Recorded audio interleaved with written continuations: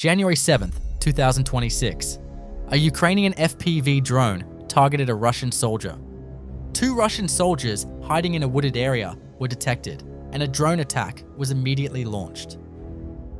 One of the soldiers took cover behind a tree and started firing at the drone, but the soldier who couldn't hit the drone became a direct target. This attack is quite interesting. Watch closely. This time, the target of the attack was a Russian soldier using an off-road vehicle. The rapidly advancing drone struck the Russian soldier directly. Several Russian soldiers using the same vehicle in the same area were attacked by drones belonging to the Signum Battalion.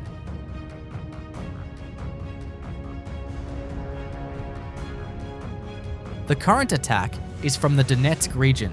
A Ukrainian FPV drone operator is searching the area for any Russian military units. Shortly after takeoff, the drone spotted a Russian soldier. Interestingly, the soldier was carrying 2 bottles filled with fuel. The Russian soldier didn't even have time to figure out what was happening before the drone hit him. Do you think this situation indicates that Russian soldiers are experiencing supply problems at the front? Russian soldiers encountered a Ukrainian drone attack while advancing with their military vehicles in the Pokrovsk region. Watch what happens next. The soldiers who got out of the vehicle immediately tried to shoot down the drone, but failed.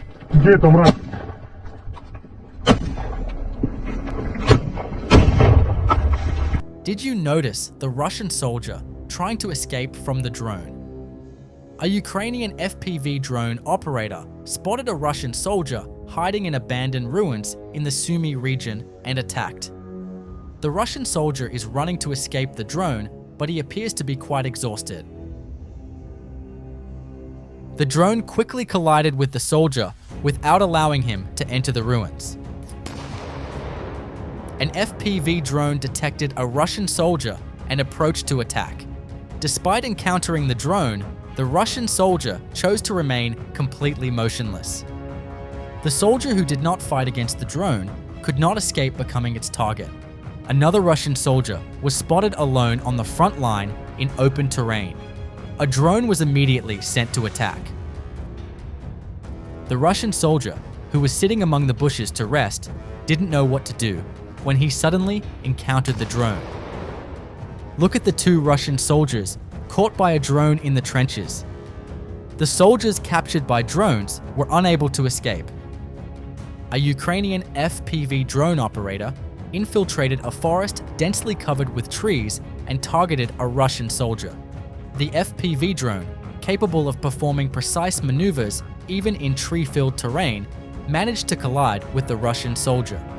Look at the Russian soldier firing at the drone. The soldier, who could have escaped the drone if he had chosen to hide, became a direct target. Many Russian soldiers in the same area continued to be targeted by drones. Russian soldiers now prefer forests and abandoned areas rather than staying in trenches.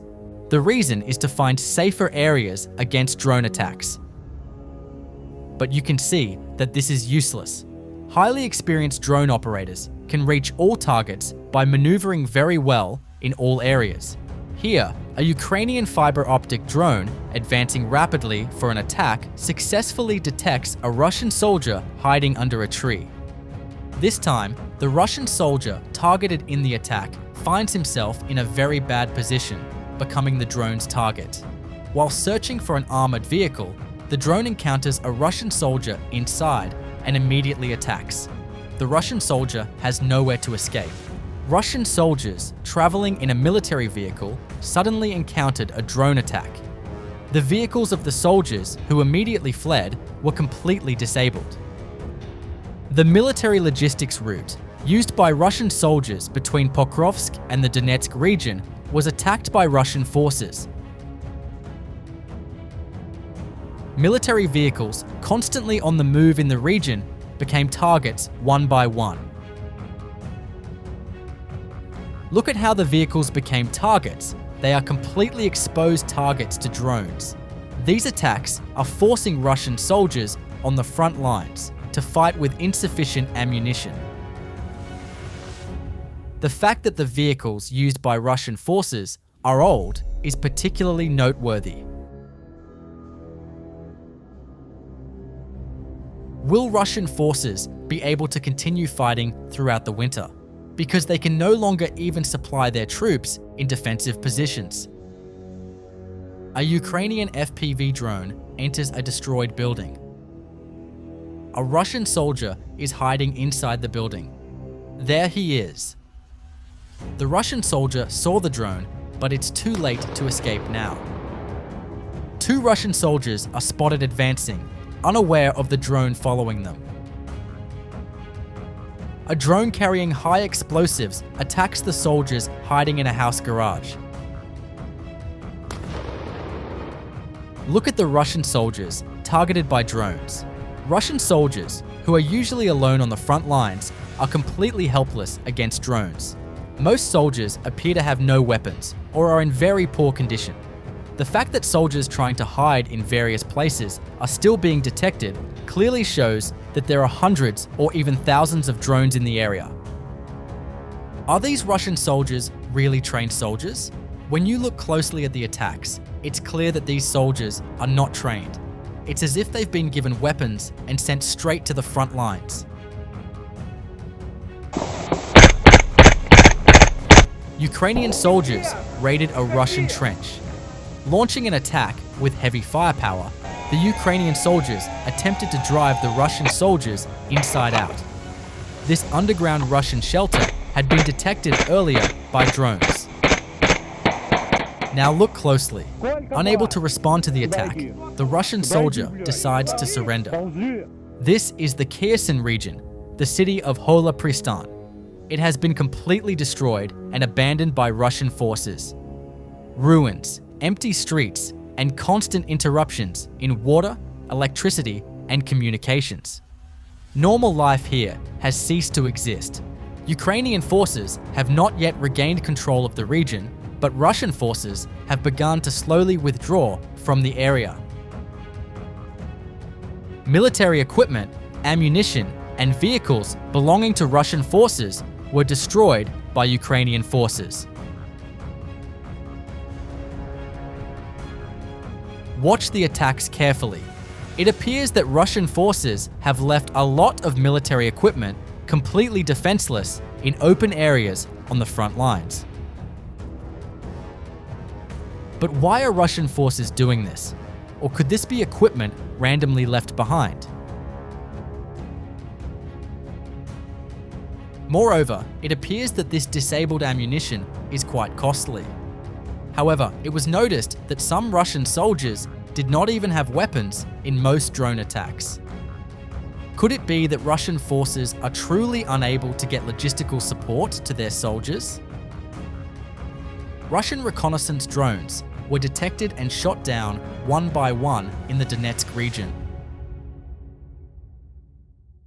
Ukrainian forces' FPV drones managed to neutralize dozens of drones during the day.